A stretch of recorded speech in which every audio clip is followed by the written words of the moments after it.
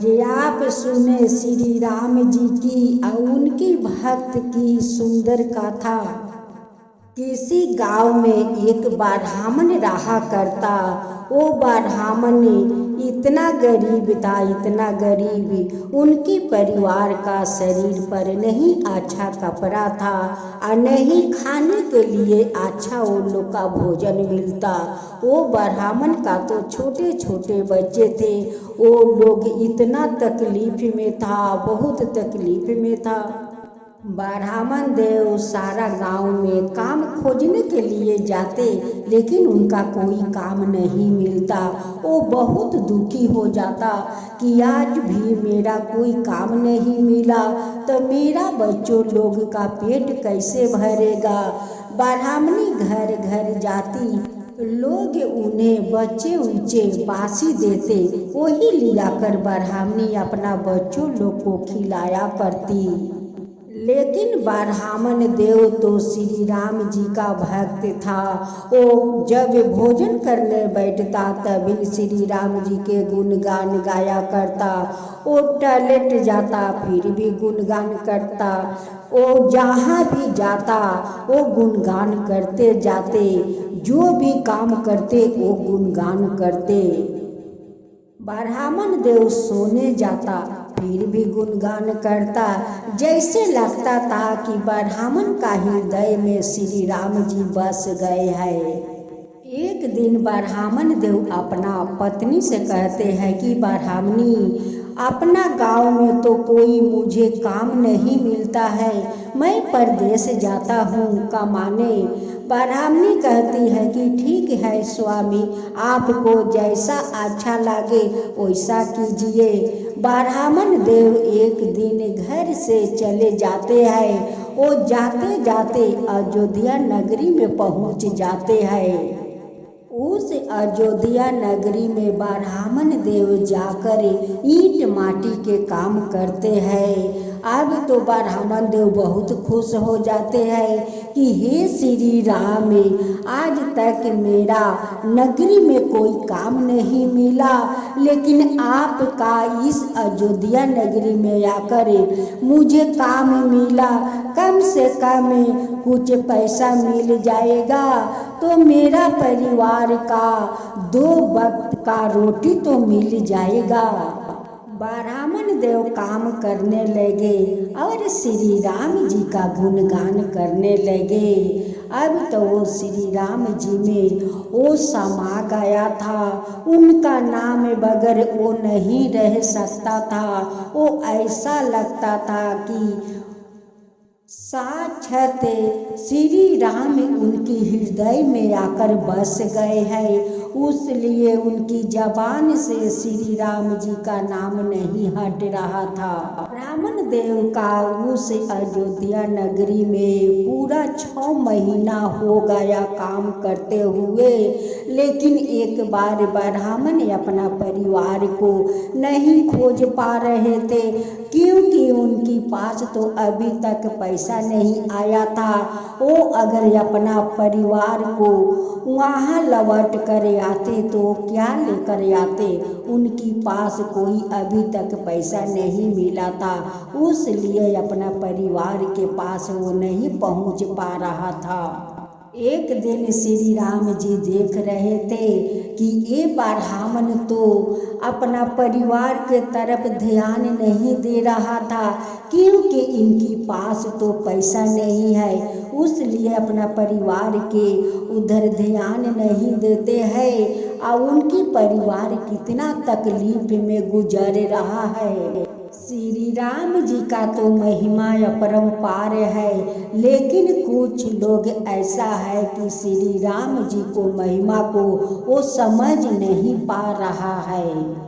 एक दिन श्री राम उस ब्राह्मण को नगरी में जाते हैं। वहाँ जाकर क्या देखते हैं कि उस ब्राह्मण को परिवार तो फटे चीटे कपड़ा पहने हुए है, खाने के लिए कुछ भी घर में नहीं है। ये लोग इतना तकलीफ में गुजर रहे हैं और वो बेचारा हमारा नाम जबान से नहीं हटा रहा है, वो मेरा ही नाम जप रहा है।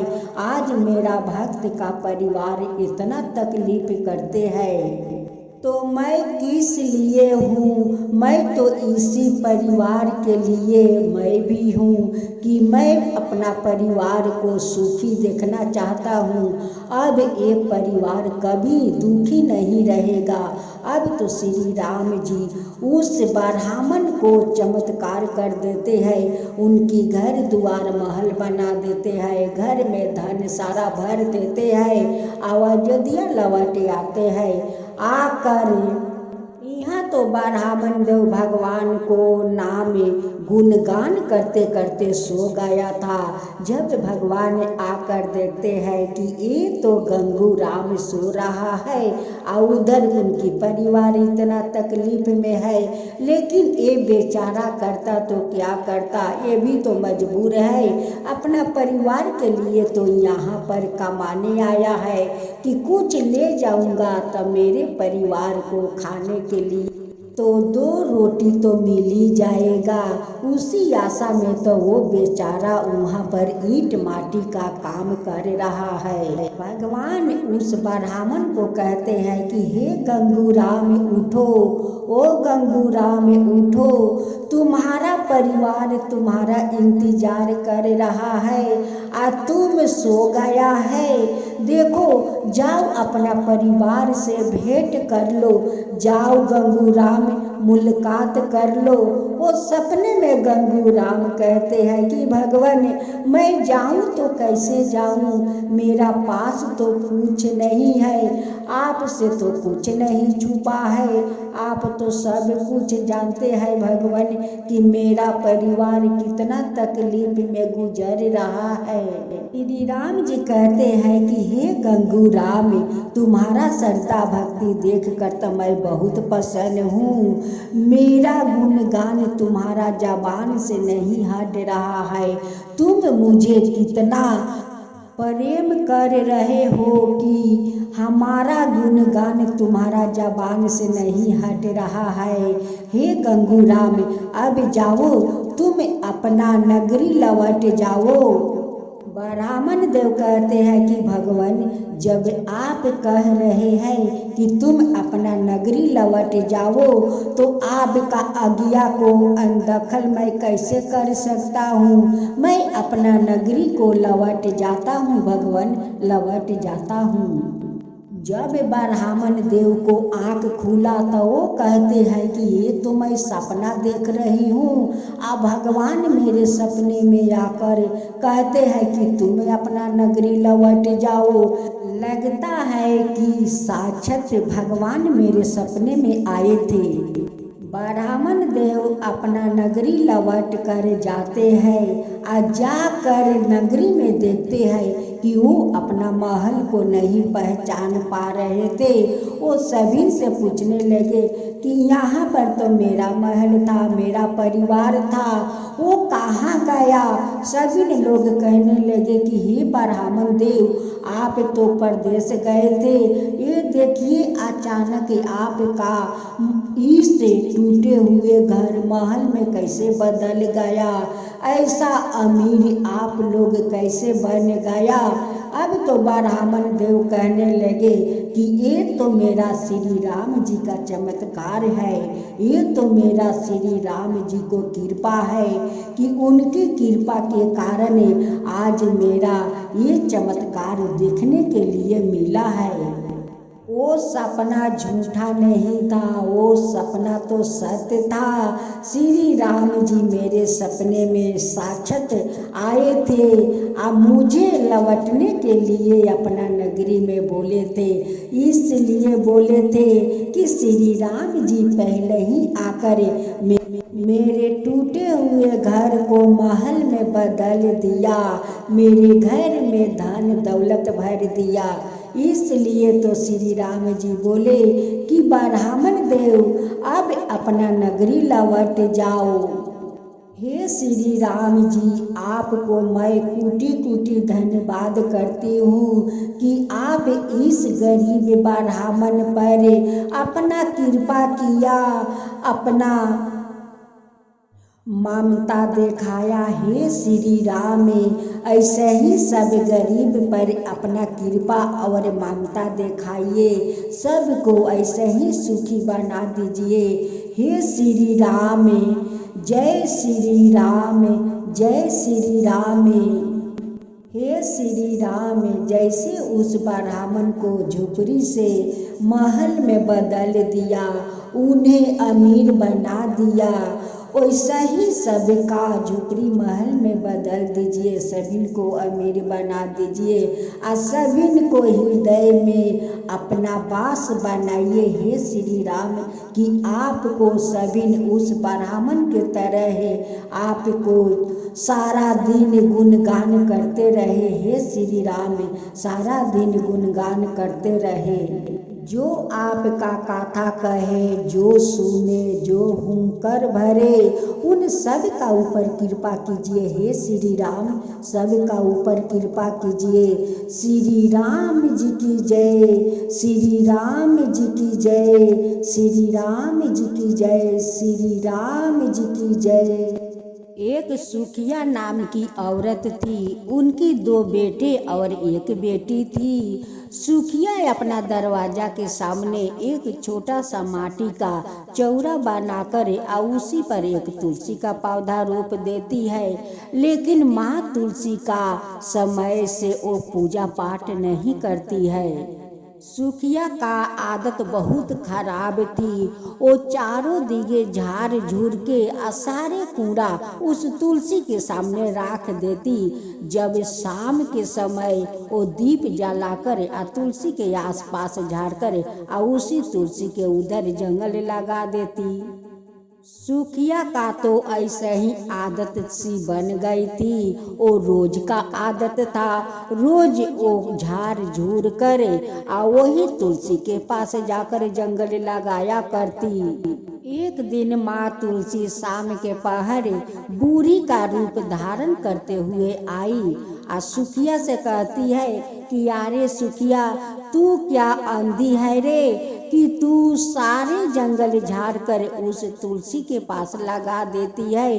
तेरा ज्ञान नहीं है कि शाम के पहर कोई झाड़ू नहीं लगाता है और तू दीप जलाकर उस तुलसी के पास रख देती है और झाड़ू लगाने लगती है। ये तेरा आदत तो बहुत खराब है रे सुखिया, कह कर अंतर ध्यान हो जाती है। लेकिन सुखिया तो माँ तुलसी को नहीं पहचान पा रही है और नहीं अपना आदत छोड़ रही है और नहीं उस बूढ़ी माई का बात को समझना चाहती। वो तो अपना मनमानी करती रहती। जब आदमी का नियत खराब हो जाता है और किसी को बुझाने से वो नहीं बुझना चाहते हैं, तो उसमें लोग क्या कर सकते हैं और उसमें भगवान भी क्या कर सकते हैं। वही होता है जो भगवान चाहते हैं। माँ तुलसी फिर से एक बार आई या सुखिया को बहुत अच्छे से समझाई कि देख सुखिया, शाम का पहर कोई आंगन घर नहीं झाड़ते हैं और तुलसी के पास जंगल लगाना वो बुरा काम है, वो बुरा बात है। कोई भाला तुलसी के पास जंगल झाड़ कर लगाता है और तू रोज रोज झाड़ कर लगाती है। देख एक दिन इसका बुरा कर्म करती है तो जानती है कि बुरा कर्म करने से उसका बुरा ही मिलता है। तू ऐसा काम मत कर सुखिया। लेकिन सुखिया को तो लगता है कि कान में छेदा ही नहीं है, उसका कुछ बात को सुनाई नहीं देता है। माँ तुलसी का बार बार समझाने पर सुखिया नहीं समझी। एक दिन सुखिया शाम के पहर दीप जलाकर उस तुलसी के पास रख देती है और झाड़ू लेकर झाड़ने लगती है। बस क्या हुआ, जो भगवान चाहते थे वही हुआ। और क्या होगा, उनकी आंचल में उस दीप से आग पकड़ लिया और वो जल गई। माँ तुलसी का माना करने पर सुखिया नहीं मानी। अब माँ क्या करती, माँ तो क्रोधित हो गई। क्रोधित होकर उनकी सारा शरीर जला दिया। उनकी सारे पड़ोस के औरतें आती है या कहती है कि इनकी आग लगी कैसे। उनकी बेटा कहते हैं कि माँ तो तुलसी के पास दीप जलाकर वो झाड़ रही थी, उसी दीप से उनकी आंचल में आग पकड़ लिया, अब माँ जल गई। अब तो सारे पड़ोसिन कहने लगी कि कोई दीप जलाकर भाला आंगन घर झाड़ता है, तुलसी के पास झाड़कर जंगल लगाता है। ये तो माँ तुलसी का परपोक है। वो क्रोधित होकर उन्हें जला दिया है। सारे पड़ोसिन ये बात को समझ गई, लेकिन सुखिया कभी नहीं समझ पाई। एक दिन माँ तुलसी उनकी बेटा का सपने में दर्शन देती है और कहती है कि तेरा माँ जो जली है वो तेरा माँ का भूल है। वो बार बार मैं आकर उन्हें समझाती रही, लेकिन हमारा बात वो नहीं मानी। उसी के कारण उनकी वो हालत हुआ है और वो कभी नहीं उनकी ठीक होगा। सभी ने अड़ोस पड़ोस में ये बात को बता देना कि कोई ऐसा भूल ना करे। अगर जो कोई अपना अंगने में माँ तुलसी को बैठा करे और उनकी अनादर करेगा, तुम्हारा माँ जैसे करेगा उन्हें भी ऐसे ही फल मिलेगा। और जो माँ तुलसी का श्रद्धा भक्ति से सेवा जतन पूजा करेगा, उन पर माँ तुलसी प्रसन्न होकर उनकी सारे मनोकामना के पूरा करेगी। जब उनकी बेटा का अंगी टूटा तो वो अपना पत्नी से कहता है कि देखो ऐसे ऐसे माँ कर रही थी, उसकी फल स्वरूप माँ को मिला है, उनकी कारण से माँ जल गई है। माँ तुलसी का वो झाड़ू लगाती रही, माँ तुलसी आकर माना करती रही, लेकिन माँ नहीं मानी। देखो आज माँ को उसी के कारण भोगना पड़ता है। अब तो उनकी बहू उठ कर सारा तुलसी का वहाँ झाड़ कर साफ करती है, गोबर माटी से लिपती है, लीप कर माँ तुलसी का श्रद्धा भक्ति से पूजा करने लगी। उनकी बेटा बहू का श्रद्धा भक्ति देखकर माँ तुलसी बहुत प्रसन्न हो गई और उन लोग पर कृपा करने लगी। हे माँ तुलसी, जैसे आप उनकी बहू पर आप कृपा की, वैसे सबका ऊपर कृपा करना। हे माँ तुलसी, जो आपका कथा कहे, जो सुने, जो हुंकार भरे, उन सब का ऊपर कृपा करना। हे माँ तुलसी, सबका ऊपर कृपा करना। माँ तुलसी की जय हो, माँ तुलसी की जय हो। जय जय तुलसी माता, जय जय तुलसी माता, सब जग की सुखदाता वरदाता। जय जय तुलसी माता, जय जय तुलसी माता, सब योग के ऊपर, सब रोग के ऊपर, रुझ से राजा करके भाव तराता। जय तुलसी माता, रुझ से राजा करके भाव तराता। जय तुलसी माता, बाहु पुत्री है सयामा, सुरबल है गारामा, विष्णु प्रिया जो तुम के सेवे, सोनर तर जाता। जय जय जय तुलसी माता, जय जय जय तुलसी माता। हर कैसी सदी राजते, त्रिभुवन से वो बनती थी, पति थी जनों की तारानी, तुम्हें हो भी खाता। जय जय तुलसी माता, जय जय तुलसी माता। लेकर जन्म बिजन में आई, दिव्या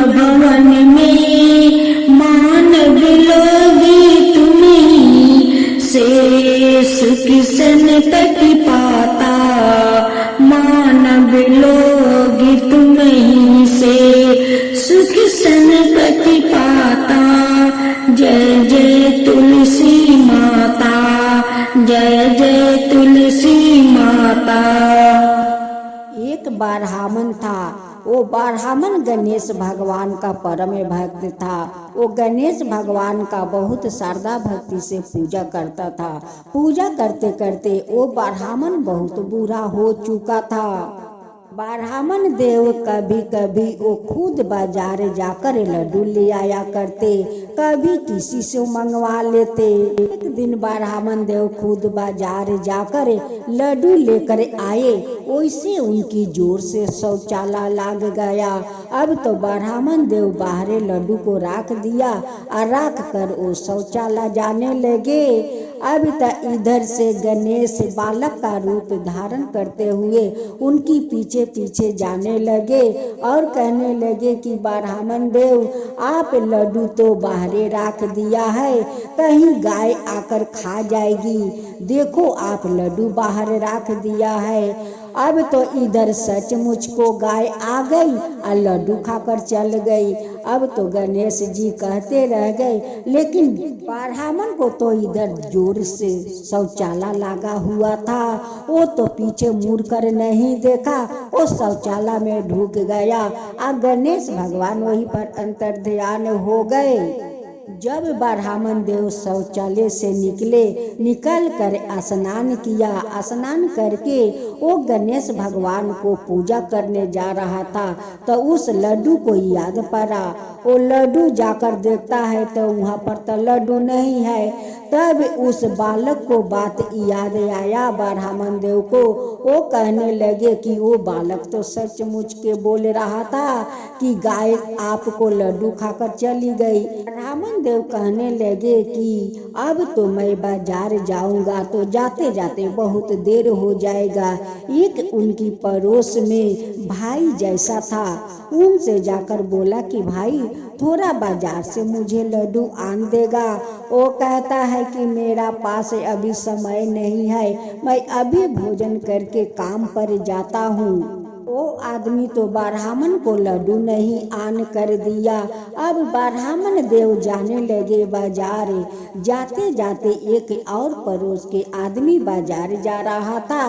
वो दावा लेने के लिए उनकी बेटा के हाथ छुरी से कट गया था, उसलिए वो दावा लाने जा रहा था। ब्राह्मण देव को देखा तो कहने लगा कि ब्राह्मण चाचा आप कहाँ जा रहे हो।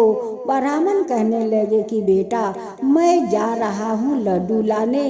वो आदमी कहने लगा कि चाचा मैं भी बाजार जाता हूँ, मेरा बेटा के छुरी से अंगुरी कट गया है, उसलिए दावा लाने जा रहा हूँ। पहले दीजिए आपको मैं लड्डू आन कर देता हूँ, तब जाकर अपना बेटे के लिए दावा ले आऊँगा। ब्राह्मण चाचा आप थोड़ा यहाँ पर आप ठहरे, मैं अभी गया अभी आया। तब ले ब्राह्मण देव तो अपना घर चले आए। वो आदमी लड्डू लेकर आता है तो वो जगह पर ब्राह्मण को नहीं देखता है।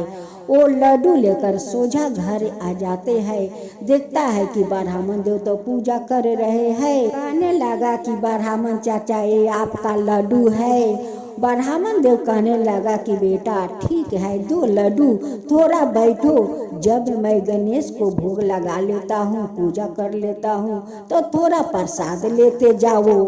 वो आदमी वहाँ पर बैठ जाता है। ब्राह्मण देव पूजा पाठ करते हैं, गणेश को भोग लगाते हैं। जब पूजा समाप्त हो गया तब ब्राह्मण देव फूल और लड्डू दिया कि बेटा ये प्रसाद ले जाओ, अपना बच्चों को खिला देना।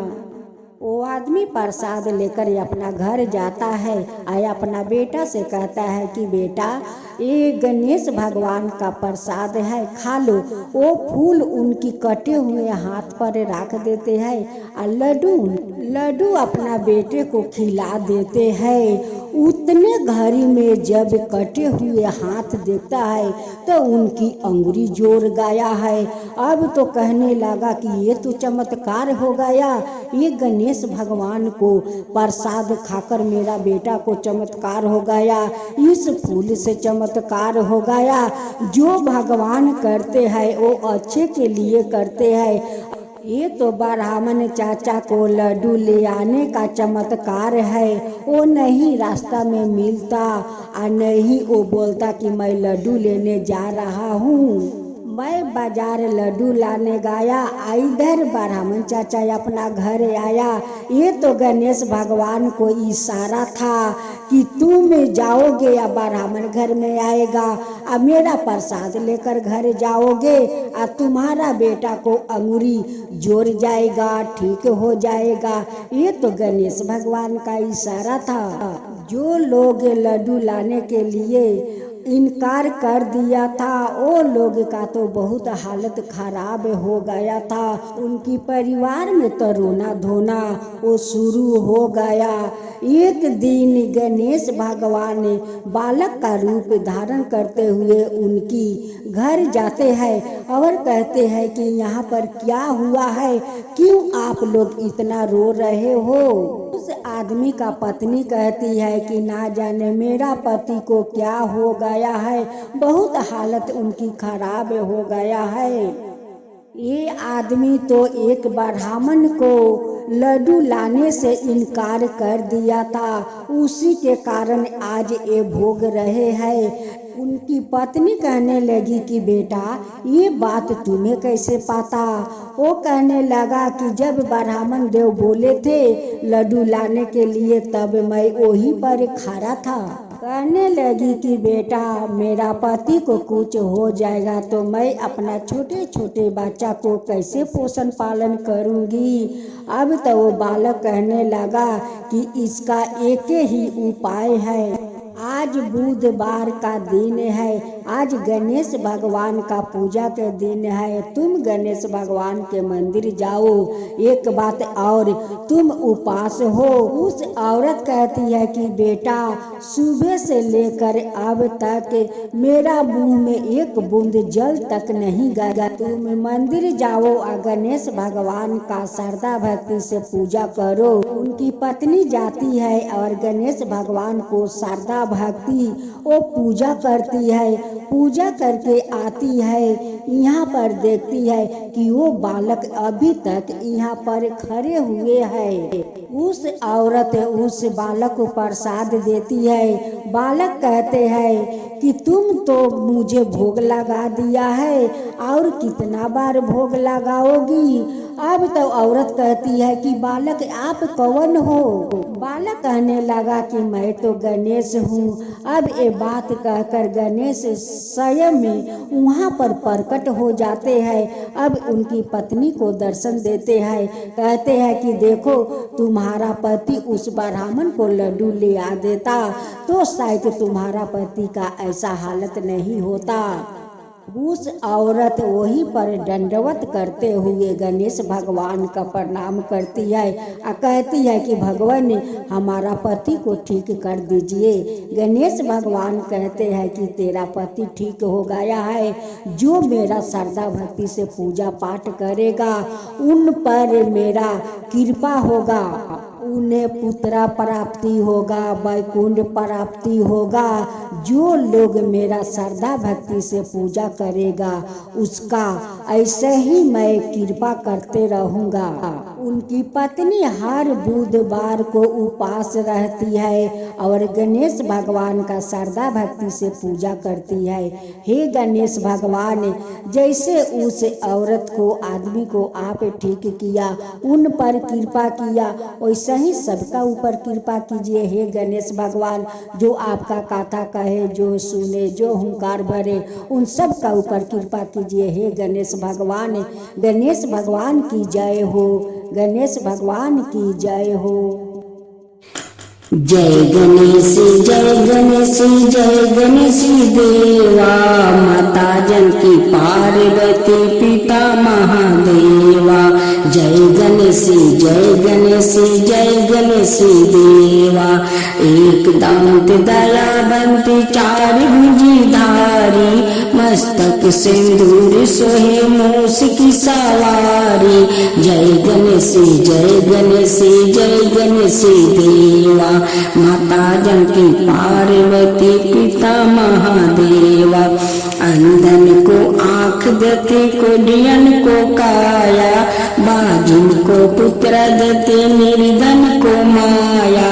जय गणेशी जय गणेशी जय गणेशी देवा, माता जानकी पार्वती पिता महादेवा। हार चढ़े फूल चढ़े और चढ़े मेवा, लड्डुअन का भोग लगे संत करे सेवा।